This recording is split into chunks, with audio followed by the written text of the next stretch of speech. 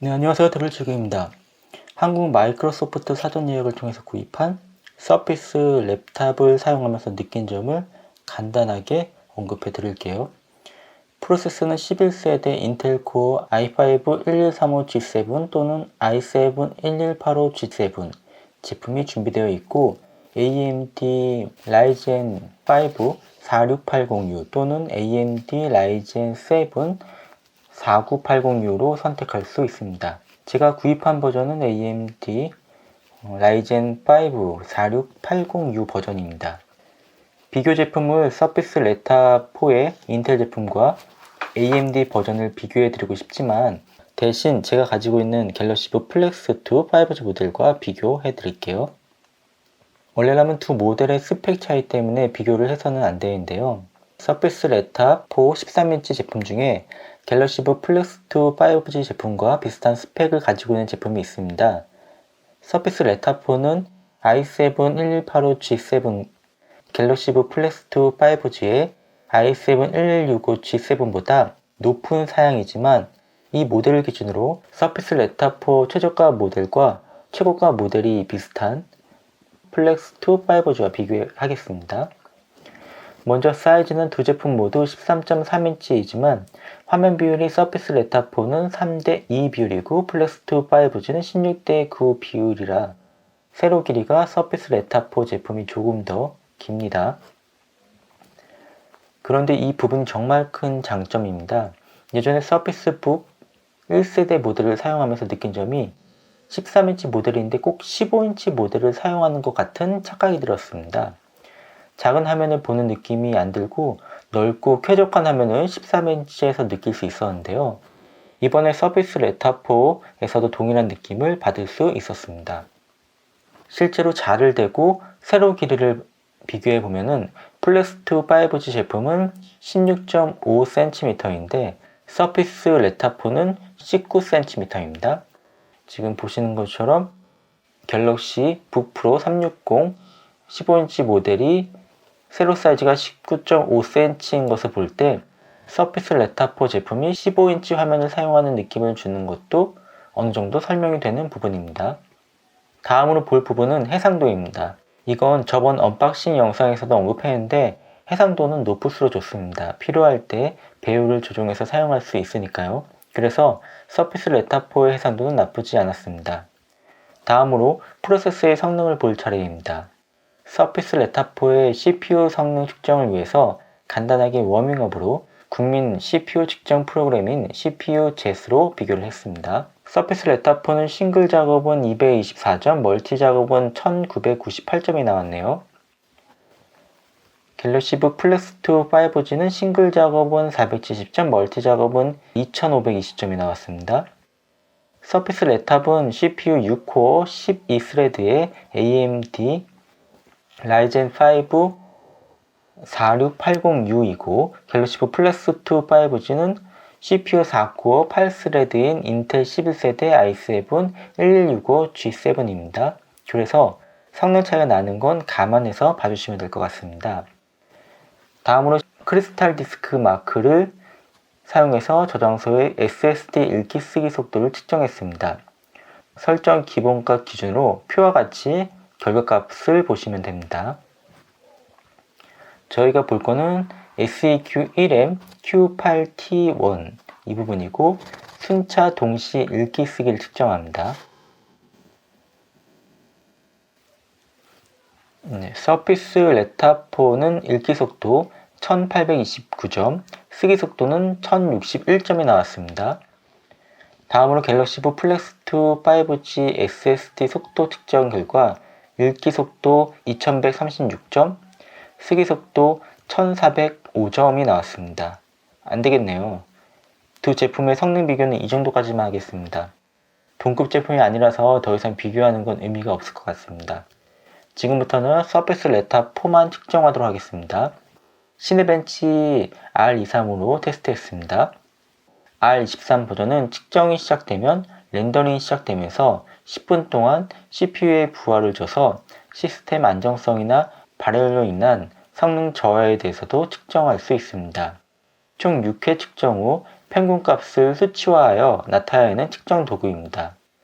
먼저 두 제품 모두 전원을 연결하고 최고 성능으로 측정해 보겠습니다. 최근 출시한 CPU의 순위표도 확인이 가능한데 노란색으로 표시한 부분이 내 시스템의 랭킹입니다. 서피스 레타 4의 멀티코어 점수는 5881점에 랭킹 9위가 나왔고 싱글 코어 점수는 1155점에 랭킹 5위가 나왔습니다.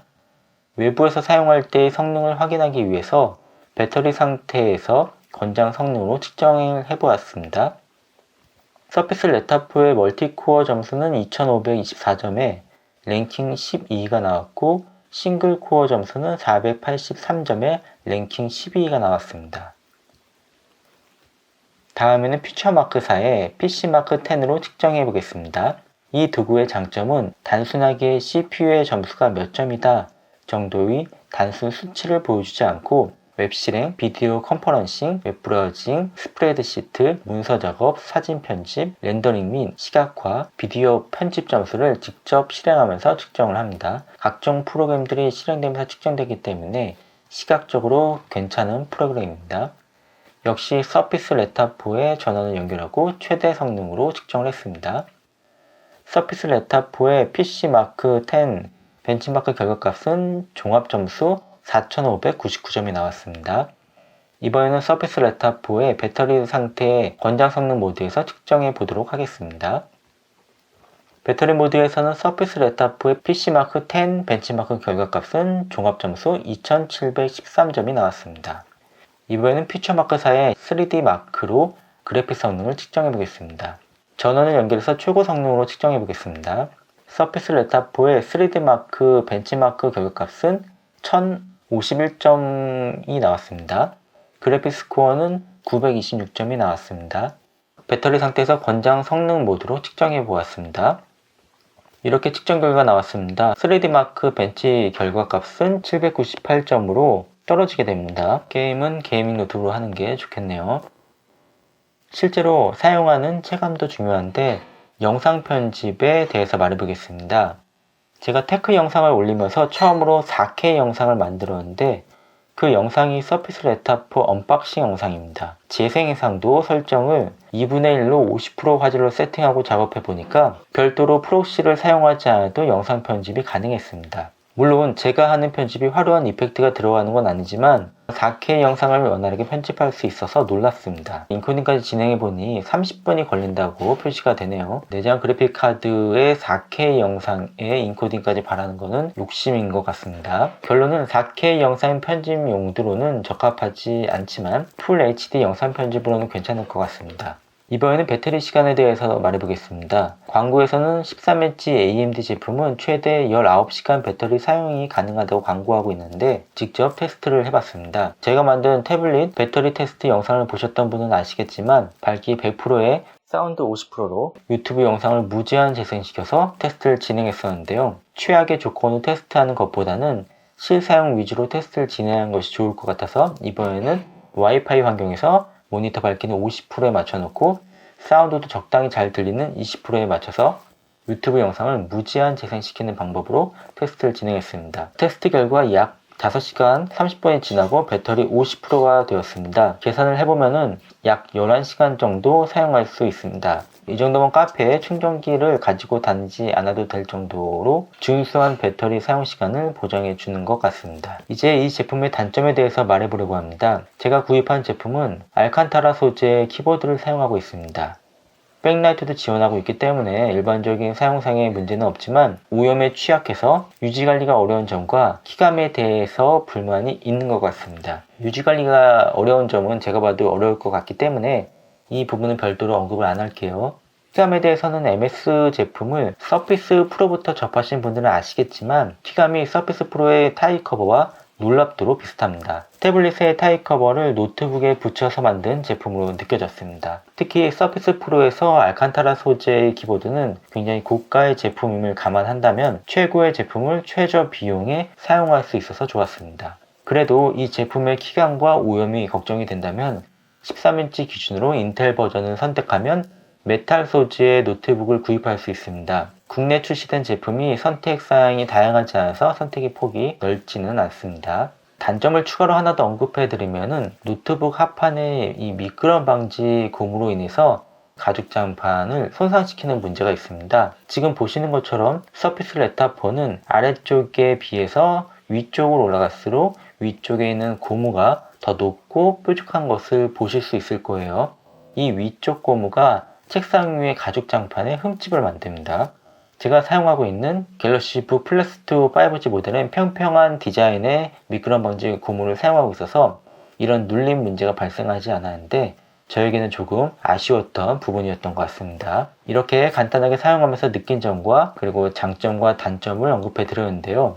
확실히 AMD 제품은 가성비의 제품인 것 같습니다. 물론 MS가 출시하니 더 이상 가성비 제품은 아니긴 하지만 인텔 제품의 출고가가 160만원에 판매되는 것을 보면 AMD 제품의 129만원은 나쁘지 않은 가격으로 보입니다. 고가의 알칸타라 소재의 애플의 맥북과 대적할 수 있는 멋진 디자인의 노트북을 찾는다면 가장 저렴한 13인치 AMD 모델을 추천드립니다.